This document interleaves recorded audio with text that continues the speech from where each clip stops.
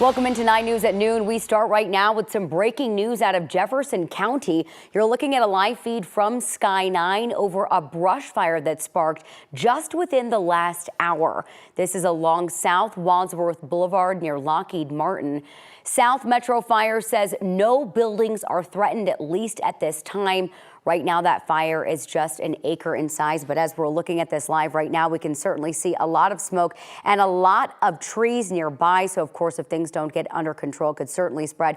Of course, with the windy conditions we're going to be dealing with throughout the day that are going to be very extreme. Right now, a Dougco helicopter is on scene dropping water to help keep this fire under control. We will continue to update you on air and online as we learn more about this brush fire.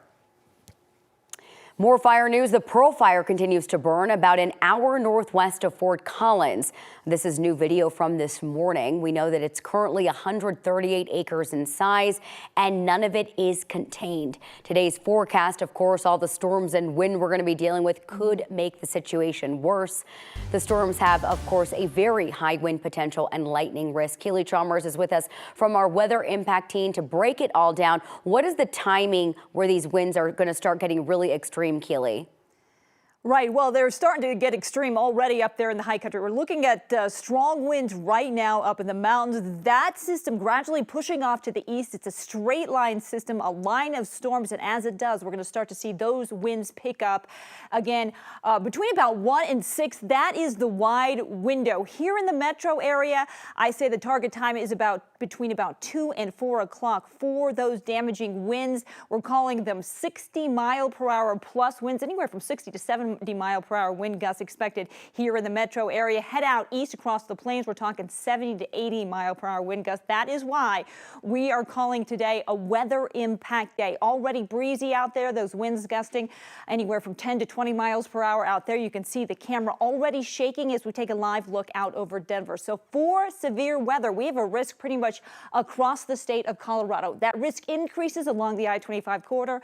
That includes the Denver metro area and even a higher risk out to the north and east. Again, the big impact will be those winds, 60 to 70-mile-per-hour wind gusts expected between, again, about 2 and 4 here in the Denver metro area.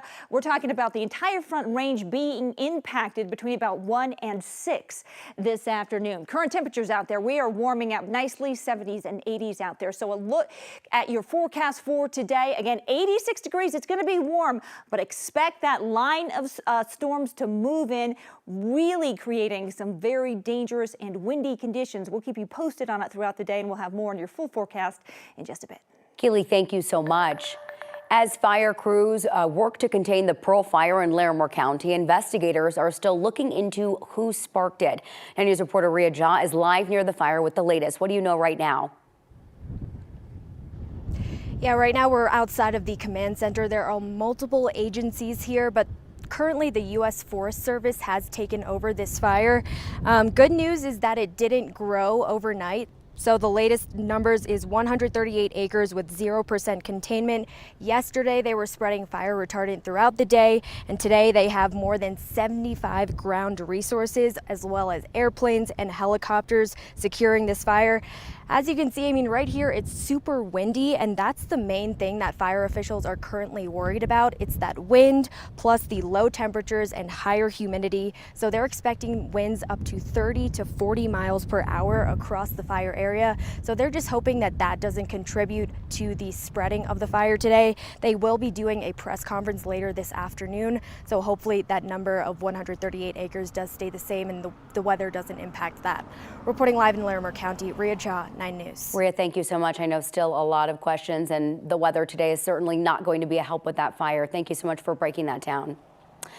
I-70 remains closed in Glenwood Canyon after a semi-truck heading westbound crashed. State Patrol says the semi rolled over and landed in the eastbound lanes of the interstate. That's in the part of the highway where the westbound lanes are higher than the eastbound side. CDOT closed I-70 between Grizzly Creek and Hanging Lake exits. The semi-truck driver went to the hospital, but we do not know how they're doing at this time. We are not sure what led up to that crash or when the interstate will reopen. CDOT has warned of an extended closure in that area. New this noon, the Jefferson County District Attorney has filed formal charges against the man accused of shooting a teen in the face for trespassing on his girlfriend's property.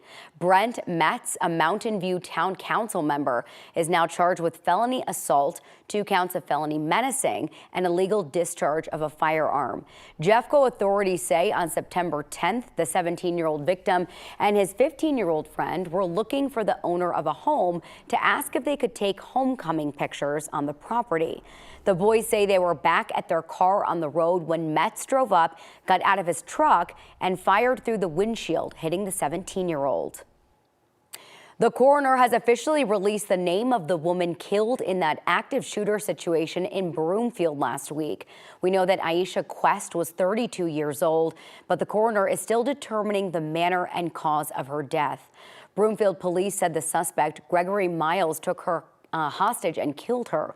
He also got into a shootout with police, was hit several times and hospitalized. Miles and Quest lived together, but we do not have details about their relationship at this time. Miles is facing murder charges. Today, the father of the man who killed 10 people at a Boulder King Soopers spoke about his son's early upbringing. This morning, defense attorneys called Mustafa Alyssa as their 4th witness. Speaking through an interpreter, he described the shooter as a normal child growing up. He was fun. He was intelligent. He had good manners. He was obedient, and he was a good son. The shooter's father went on to say his son changed during high school, adding that he stopped talking as much and started becoming paranoid. 9 News investigative reporter Kevin Vaughn is in the courtroom right now, and we will have much more on that case starting at 9 News at 3 o'clock. And a man has been arrested and a 14-year-old is safe after police say she was kidnapped outside of her apartment in Aurora. Police say on Sunday morning, 3 people forced the teenage girl into an apartment in the same complex where she lived on Potomac Street. That's near 225 and East 6th Avenue. She was able to get away and find her family, and then they called police. Officers arrested 37-year-old John Balestrini Ferrer. He is now facing charges that includes kidnapping and groping. Aurora police say that there was no evidence that he has ties to a gang from Venezuela. And someone called police on a gathering of Hispanic men at a car club meetup in Arvada this week, claiming that Venezuelans were taking over a park, firing guns, and starting a fire. The Adams County Sheriff's Office says none of that was true. The false claim also circulated on social media, with the woman saying she called the Sheriff's Office 4 times about what she thought was going on at a Clear Creek Valley park just north of 76 off of Lowell Boulevard. The Adams County Sheriff's Office says it sent deputies to check out that claim. They found the car club and someone with a Mexican flag, but there were no issues and there was no criminal behavior. The city of Boulder shut down an off-campus student housing building on University because of safety violations. About 60 CU students only had a few hours to collect their belongings and leave. We spoke to one parent who says his daughter received a text around 1:45 yesterday afternoon saying she, along with everyone else, needed to leave that building. The city says the owners of Ash House, formerly the Marpa House, added additional bedrooms without electrical permits, land use approval, and safety inspections. Also, based on submitted applications, 48 students could live in that building, but there were as many as 60. If they had pulled the permits and had the inspections, everything would have been fine. I think they tried to pull an end around on the city and these kids who are college students who need a place to stay. And I don't think they operated in good faith. I think they tried to pull a fast one on the city and not pay for the permits and not pay for the inspections. And they didn't get a certificate of occupancy. The property owner's lawyer told us it petitioned the Boulder County District Court to stop the city from enforcing the move-out order. The statement goes on to say in part, quote, "The lack of communication and due process from the city has wholly deprived management of the opportunity to help residents find alternate accommodations."